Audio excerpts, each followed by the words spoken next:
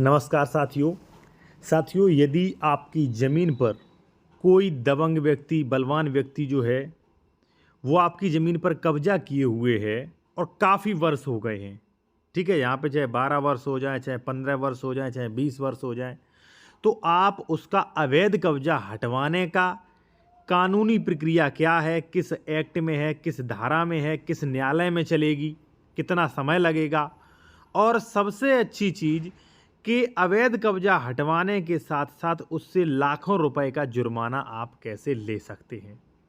साथियों, सबसे पहले मैंने यहाँ पे पॉइंट फैक्ट करके रखे हैं। यहाँ पे लगभग 4 पॉइंटों पर हम चर्चा करेंगे। कोशिश करेंगे कि आपको एक एक प्रक्रिया जो है वो बेहतर तरीके से समझाऊं।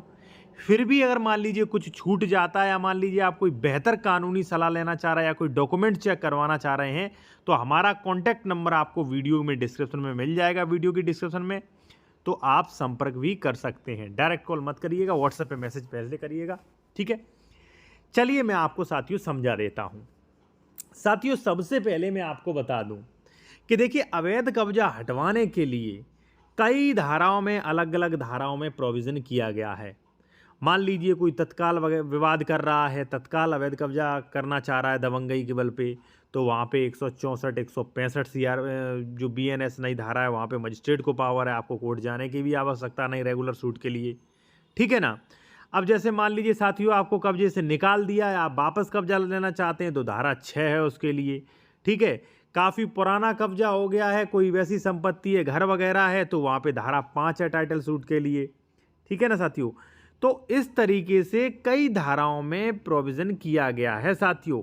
लेकिन एडवोकेट को समझना है कि आपका किस टाइप का मैटर है और वो किस सेक्शन में जाना चाहिए, वो ही एडवोकेट बेहतर है। इससे आपका पैसा भी बचेगा, समय भी बचेगा, सब कुछ आपका बचेगा।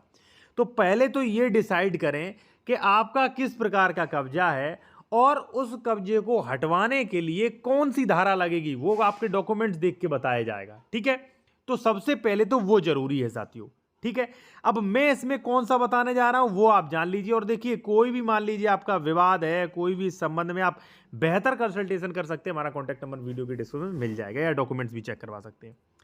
देखिए साथियों, अगर आपकी जमीन पर, वो भी कृषि जमीन पर, ध्यान रहे कृषि जमीन या प्लॉट्स पर, ठीक है, जो प्लॉट्स खरीद रहे हैं जिसका दाखिल खारिज हुआ है, कृषि जमीन आप मान सकते हैं, ठीक है।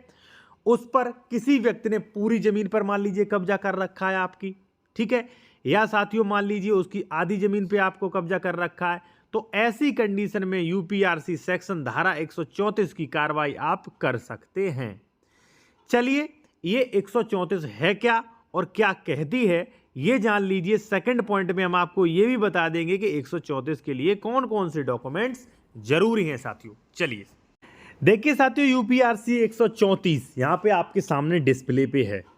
बिना हक के, यानी कि जिसका मालिकाना हक नहीं है, बिना हक के अध्यासी व्यक्ति की बेदखली है। कोई भी दबंग हो सकता है, कोई भी मान लीजिए बड़ा पॉलिटिशियन हो सकता है, कोई भी दबंग व्यक्ति है जो बिना हक के आपकी ज़मीन पे कब्जा किया है, उसका बेदखली का प्रोविज़न तो किया गया है। अब क्या कहता है ये, जहां कोई व्यक्ति तत्समय प्रवर्त विधि के उपबंधों की अनुरूपता से अन्यथा या ऐसे भूमिधर या आसामी की सहमति के बिना, यानी कि आपकी या आपके आसामी की सहमति के बिना जोत पर अंशभूत किसी भूमि पर कब्जा लेता है, कब्जा किए बैठा है या रखता है, ऐसी व्यक्ति संबंधित भूमिधर, जो भी मान लीजिए उसका मालिक है, आसामी के वाद पर बेदखली का दायी होगा। यानी कि उसका जिसके नाम जमीन है वो अगर केस लाया तो उसे वहां से बेदखल किया जाएगा और विहित दरों से नुकसानी भुगतान भी लिया जाएगा उससे। अभी नुकसानी भुगतान के भी बारे में बात करेंगे कि आप कितना पैसा उससे ले सकते हैं। और इसमें जो है आवश्यक पक्षकार राज्य सरकार और ग्राम पंचायत जरूर होंगे साथियों, ठीक है। अब देखिए साथियों, 134 ने तो प्रोविजन कर दिया है। अब इसके लिए आपको डॉक्यूमेंट्स क्या क्या चाहिए वो भी आपको जान लीजिए। अब एक चीज मैं और आपको बता दूं, अगर आप जूनियर एडवोकेट हैं तो देखिए, सीनियर एडवोकेट जो हैं वो जूनियर एडवोकेट को बेहतर सलाह जानकारी नहीं देते, ठीक है, या आप जूनियर एडवोकेट होकर बेहतर जानकारी चाहते हैं, नया कुछ सीखना चाहते हैं, कोर्ट ऑर्डर्स विद पीडीएफ्स के देखना चाहते हैं, ड्राफ्टिंग सीखना चाहते हैं, नए नए अपडेट्स सीखना चाहते हैं और वीडियो की कमेंट्स में आप चाहते हो तुरंत रिप्लाई मिले, तो ऐसी कंडीशन में साथियों आप इस चैनल को ज्वाइन कर लीजिए। ओनली 59 रुपए में अभी आपके लिए ऑफर है। हजारों लोगों ने ज्वाइन कर भी रखा है। या आप नहीं भी जूनियर एडवोकेट हैं तो आप बिना एलएलबी के बेहतर वकालत सीख जाएंगे। ओनली 59 रुपए में ज्वाइन कर लीजिए, आपको स्पेशल वीडियो के नोटिफिकेशन मिलने लगेंगे, स्पेशल वीडियोस देख सकेंगे। ठीक है, अब साथियों 134 में आपने जान तो लिया भाई कि क्या क्या कार्रवाई होगी। अब सवाल आता है कि 134 के लिए डॉक्यूमेंट्स क्या क्या जरूरी। तो साथियों सबसे पहले तो आपका दाखिल खारिज होना जरूरी है। देखिए जो लोग प्रॉपर्टी खरीद रहे हैं ना, इसीलिए तो मैं कहता हूं कि भाई दाखिल खारिज करवाइए, ठीक है ना, क्योंकि रेवेन्यू में अगर आप कोई केस करने जाएंगे तो भाई दाखिल खारिज, मालिकाना हक के लिए दाखिल खारिज तो अनिवार्य है। दाखिल खारिज, जमाबंदी, रसीद वगैरह, इंतकाल, अंतरण, ठीक है, ये कई नामों से जाना जाता है, तो ये होना जरूरी है साथियों। देखिए जो लोग प्लॉट खरीद रहे हैं, अगर आप प्लॉट के डॉक्यूमेंट्स वेरिफिकेशन करवाना चाहते हो साथियों कि प्लॉट विवादित तो नहीं है, कोई इस पे केस तो नहीं चल रहा, तो हमारा कॉन्टैक्ट नंबर वीडियो के डिस्क्रिप्शन में मिल जाएगा, आप चेक भी करवा सकते हैं।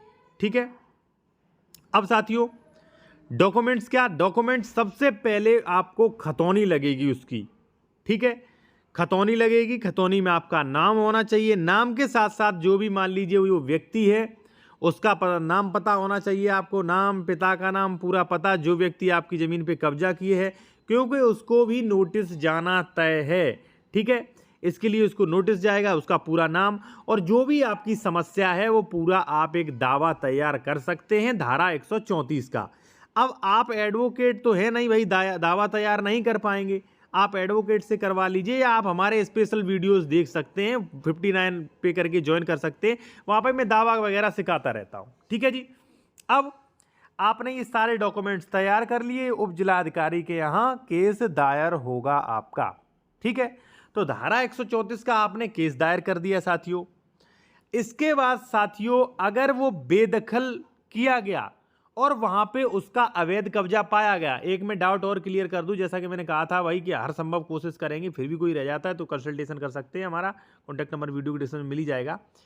कि जैसे मान लीजिए जिसका 20 साल से कब्जा है वो तो प्रतिकूल कब्जा मालिकाना हक के लिए दावा करेगा। जी हाँ, वो धारा 144 में जाएगा मालिकाना हक के लिए दावा करने के लिए, लेकिन निश्चिंत रहिए प्रतिकूल कब्जा ऐसे नहीं मिलता है, प्रतिकूल कब्जे के नियम अलग हैं। ठीक है, ऐसा नहीं है कि 12 साल किसी को भी मालिकाना मिल जाएगा, जिसका प्रतिकूल कब्जा उसको। ठीक है, तो अवैध कब्जाधारी नहीं बन पाएगा मालिक। ठीक है, तो अगर अवैध कब्जा दोषी पाया जाता है, अवैध कब्जा हटवाया जाता है, तो नियम 127 जो है वो भी क्या प्रोविजन करता है उसके बारे में भी जान लीजिए साथियों, डिस्प्ले पे है आपके। साथियों यहां पर नुकसानी की दर, भाई उसने जो नुकसान कर दिया है 10 साल रह के, 15 साल रह के, तो उसने जो उसका फायदा उठाया है वो भी तो आपको दिलाना है। देखिए अब यहाँ पे क्या कहता है नियम नंबर 127 कि इसके अंतर्गत नुकसान के लिए दायर वाद धारा 136 के अंतर्गत उल्लिखित कार्रवाई में नुकसानी की दर न्यायालय अथवा संबंधित राजस्व अधिकारी के विवेक पर होगा। अब आपका प्रश्न होगा यहीं पर कि सर उसके विवेक पर होगा तो वो तो कुछ नहीं माफ कर देगा, नहीं माफ नहीं कर सकता, आगे पढ़िए।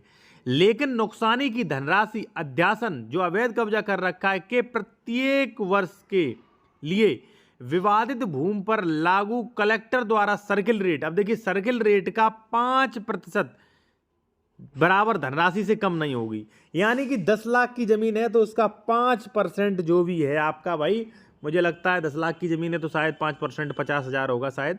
ठीक है, ऐसे ही अनुमानतः लगा दिया, तो 50,000 रुपये प्रति साल के हिसाब से, अब 10 साल मान लीजिए उसने कब्जा किया है तो 5 लाख रुपए हो गए। ठीक है ना, से कम नहीं होगा, अधिक हो सकता है, जब तक कि न्यायालय अथवा राजस्व अधिकारी द्वारा अभिलिखित कारणों से अन्यथा निर्देश ना दिया जाए। तो साथियों नुकसानी दर के लिए भी आप उससे वाद ला सकते हैं। अब सवाल आता है कि अवैध कब्जा संबंध विवाद खत्म करने के लिए अन्य धाराएं। साथियों आपसे मैं कहूँगा कि अगर आपका कोई भी विवाद है और आप उसे ख़त्म करना चाहते हैं बेहतर तरीके से, तो आप हमसे कंसल्टेशन कर सकते हैं, डॉक्यूमेंट चेक करवा सकते हैं। कॉन्टैक्ट नंबर वीडियो के डिस्क्रिप्शन में मिल जाएगा। क्योंकि अवैध कब्जा हटवाने के लिए अन्य भी धाराएं हैं, जैसे मान लीजिए यूपीआरसी की धाराएं बता दूं, धाराएं हम 24 से भी हटवा देते हैं, सीमांकन से भी, धारा 116 117 में भी अवैध कब्जा हटवाने का अच्छा सा प्रोविजन है, ठीक है। और धारा 134 में भी है बेदखली के लिए बात, ठीक है। और धारा 4 भी है, धारा 5 भी है, धारा 6 भी है, धारा 164 है, धारा 165 है। भाई काफ़ी धाराएं हैं, इसलिए मैं आपको सजेशन दूंगा कि आप एक अच्छे वकील से मिलें, मैटर को समझें, किस सेक्शन में जाना है उस सेक्शन में जाएं, तभी आपका समय, पैसा, सब कुछ आपका बचेगा। और चैनल को ज्वाइन करें अभी जाकर।